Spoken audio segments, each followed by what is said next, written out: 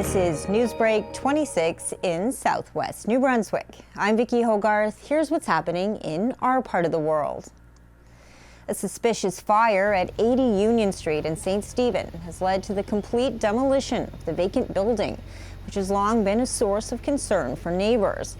The fire broke out overnight on Monday, June 17th, and while there were no injuries, the remains of the building were torn down the following day due to the severe damage.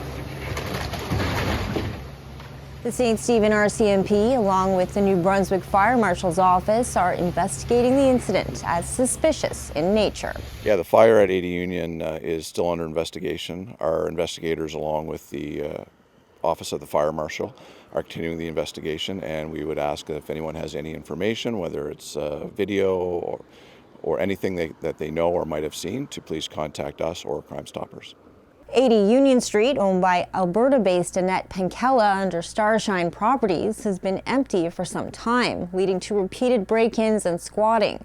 Neighbors have frequently raised alarms about the safety hazards posed by the neglected building. David Whittingham says that when he moved beside 80 Union just over 5 years ago, he didn't initially have any issues with the building or its residents.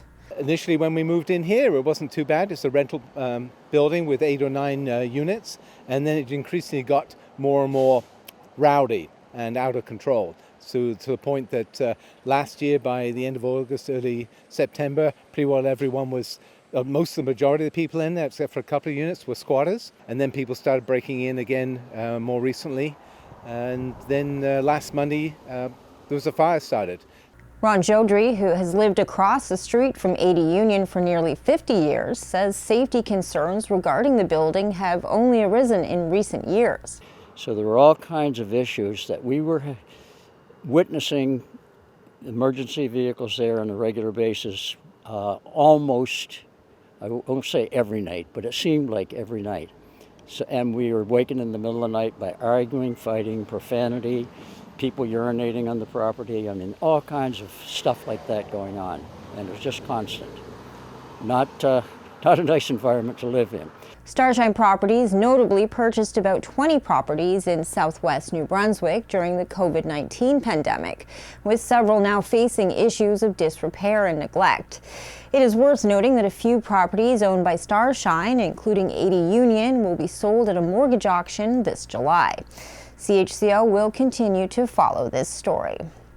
The first public consultation session for the updated municipal plan and zoning bylaw in St. Andrews took place Monday night at the Chapel of Ease in Shamcook. This session marks the beginning of a series of meetings aimed at incorporating feedback from the community, as the new municipal plan will now include Bayside and Shamcook. For those who couldn't attend, there are a few more opportunities to have your voice heard. Additional sessions are scheduled for July 3rd, 8th, and 10th. Visit the Town of St. Andrews website at townofstandrews.ca for more information. Finally, nearly 200 people gathered on Monday night to honor the memory of beloved Charlotte County resident Susan Hill at the Eastern Charlotte Community Kitchen Monday night dinner held at Macadavic Place in St. George. Susan, a renowned photographer, captured the essence of the community in her photos and was an ambassador for Charlotte County in everything she did. Susan's best friend, Faith Avery, who sat on the board of Eastern Charlotte Community Kitchen with Susan, says everyone in the community has been touched by Susan, and everyone has had their photo taken by her as well. Everybody has a picture of her somewhere, whether she took it for them or they've got it off of Facebook. She donated all her time to events. She never took a cent from any event. So she was there for the community. You know what? She captured the memories of our life.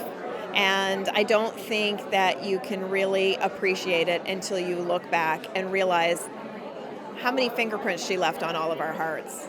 Susan's passion for documenting our community and capturing important moments, both big and small, was evident in everything she did. She will be dearly missed.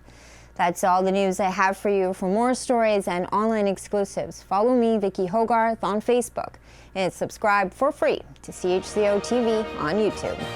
A news and public affairs production of CHCO-TV, New Brunswick's only source for independent community television.